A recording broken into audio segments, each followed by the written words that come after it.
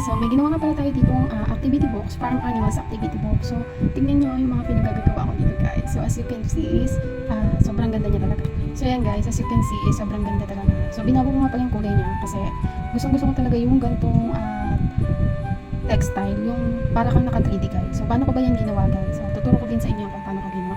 As you can see, ang ganda naman ng aking goat. So may ginawa din ako dyan guys. So tingnan nyo pa yung iba kong mga gawa guys. Ayan, ayan, ayan, ayan, ayan. So madami to guys. Ayan. So ituturo ko na nga lang din sa inyo kung paano ko ginawa. So first guys, so ito. Ayan.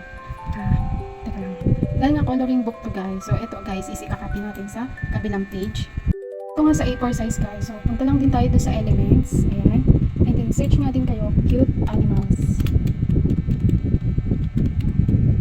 Ayan. So wait lang natin. And then hanap tayo. Ayan. So ito nga pala napili ko guys is yung cat. So ayan na. Click na natin. And then instead na ganito lang yung itsura niya. So gawin natin mas maganda pa dyan. So click natin yung element. Ito mismo cat. And then punta tayo sa edit. Ayan.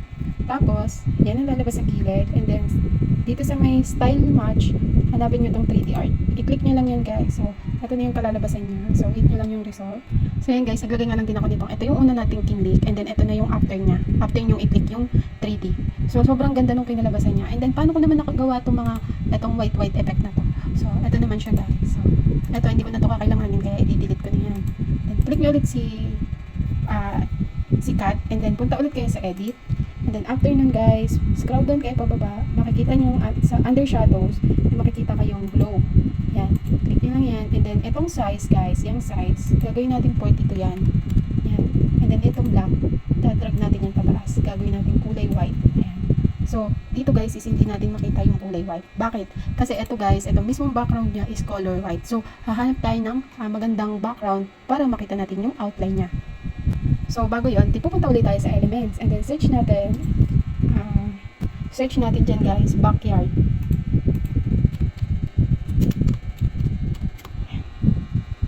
Yan, isang katutak na yung makikita nyo dyan guys, na backyard. So, medyo may na yung internet natin. So, like for example, ito, para mosquito. So, yan, click nyo lang yan. So, natabunan na ngayon si cat. So, ngayon, i-ano muna natin ito track para lumaki siya.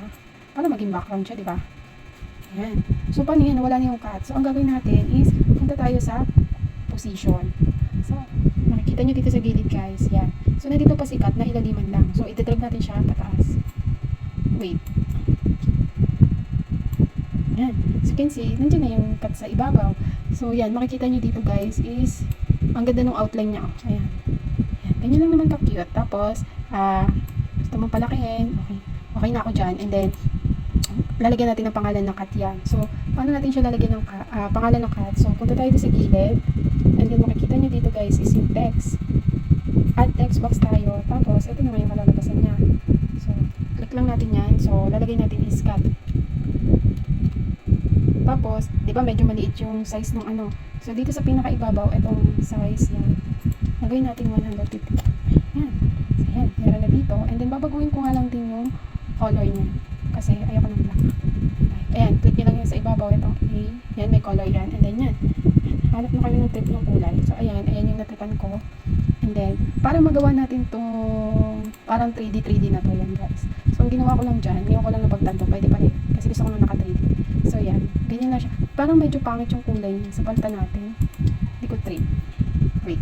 So yan yung kinalabasan niya guys. So, diba yan? Ganyan yung itsura niya. Gagawin natin, click natin siya, tapos duplicate. So, tcharan! Paano na tayo naka 3D na name? So, yan. Ganyan ko lang siya ginawa. And then, eto, paano ba natin yung nagawa? So, balik lang tayo dito sa elements. So, search nyo lang dyan, speech. So, katutok na yung makikita nyo. So, ito yung napili ko guys. Yan. So, naklik na natin. Ayan. So, ilalagay ko dito kung ano nga ba yung huni ng cat. So, tcharan guys. So, meron na tayong napakagandang cat. And then, itong huni niya at saka name. So, ganun lang. Guys, if kung may katanungan kayo about dito sa mga gantong digital product at hindi nyo pa rin naiintindihan, so, comment lang kayo ng BC Books or PM nyo ako dito sa Black App, Angeline Digital Seller, yung name. And then, meron din ako sa IG, ganun din yung name guys. So, PM nyo lang ako kung nahihirapan kayo sisend ko na lang sa inyo yung details. So, yun lang. Thanks for watching. Bye!